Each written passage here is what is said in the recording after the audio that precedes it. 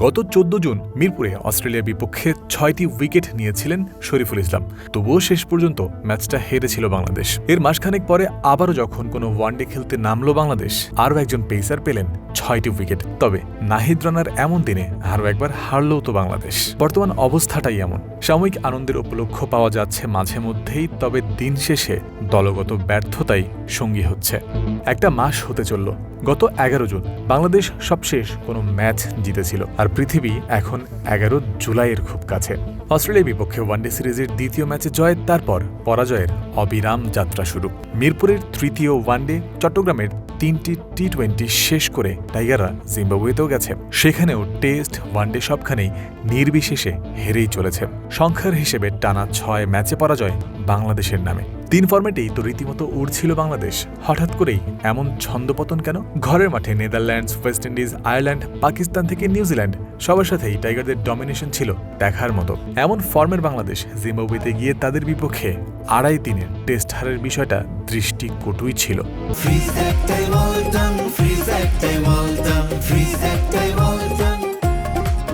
এরপর ওয়ানডেতে যখন ঘুরে দাঁড়ানোর প্রত্যয়, তখন 70 রানে 8 উইকেট হারানো জিম্বাবুয়ে পরের 2 জুটিতে তুলল 71 রান। মেহেদী মিরাজের ক্যাপ্টেন্সি যেখানে প্রশ্নবিদ্ধ। 142 তাড়া করতে নেমে ব্যাটারদের অবিরাম ব্যর্থতা। এমনই টাইগারদের বর্তমান অবস্থা। ম্যানেজমেন্টের মধ্যে এসব কি জাগিয়েছে কোনো ভাবনা? অবস্থা যে শুধু দেশ ছেড়ে বাইরে গিয়েই খারাপ হয়েছে সেটাও বলার উপায় নাই। দেশের মাটিতেই খেলার সবশেষ 4 ম্যাচেও বাংলাদেশকে ভুগিয়েছে তাদের দলগত পারফরম্যান্সের সমন্বয়ের ঘাটতি। বাংলাদেশ দলের এ যাত্রায় লিন প্যাচ শুরু হয় মিরপুরে অস্ট্রেলিয়ার বিপক্ষে 1 উইকেটের হার দিয়ে। তৃতীয় ওই ওয়ানডেতে শেষ দিকের নাটকীয়তা ছিল কুপার কর্নলের 149 রানের কাছে শরীফুলের 6 উইকেটের প্রাপ্তি ম্লান হয়েছিল শেষ পর্যন্ত।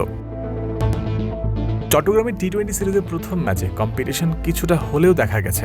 দ্বিতীয় ম্যাচেও টাইগারদের ফাইট ব্যাকের গল্প বলার রসদ আছে ভালো, তবে শেষ ম্যাচে ব্যাটারদের অসহায় আত্মসমর্পণ, হোয়াইট ওয়াশ এড়ানো যায়নি তাতে। জিম্বাবুয়েতে এই ধারাই জারি রইল। টেস্টের 2 ইনিংসে ব্যাটারদের ব্যর্থতা। সোমবার আবারও লিখতে হলো ব্যাটারদের দায়িত্ব না নিতে পারার কথা। বাংলাদেশের সামনে লক্ষ্য পরিষ্কার।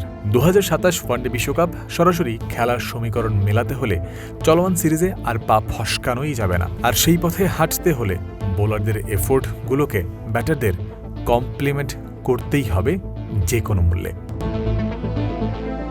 জয়ন্ত বিন্দু, ক্রিক ফ্রেন্সি।